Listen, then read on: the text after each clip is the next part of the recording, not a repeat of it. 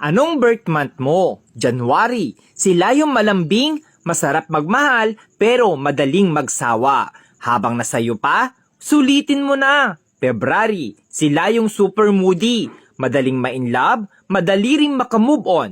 Sweet, ma-effort, lalo na pag mahal niya talaga. March. Sila yung malambot ang puso, madaling lambingin, masarap mahalin, pero grabe kung magalit, mabilis mag-move on.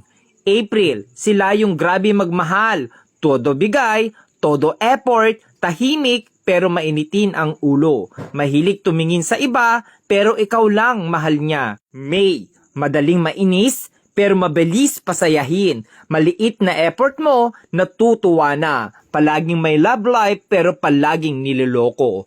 June, mahilig talaga mga liwa, pero kapag nakita na niya yung taong mahal niya, loyal kung loyal yan. Masayahin pero doble ang sakit ang kayang ibalik sa'yo once nasaktan mo. July, sila yung mga taong hindi mabilis magtiwala. Handang masaktan, mapasaya ka lang. Slowly, iyakin, emotional, mahilig magtampo. August, joker, abnormal, pero may tinatagong problema. Masarap kasama, masayahin, hindi showy, sakto lang magmahal. September, stick to one, loyal pero madalas lokohin kaya matigas ang puso. Masarap maglambing, mabait pero demonyo magalit. October, pag pinakita mong sa kanya ka lang at sayo lang din siya, pero pag niloko mo, mas maloko yan sayo. Mapang-asar pero siya yung napipikon. November, hindi mabilis magka-move on sa isang bagay. Marupok,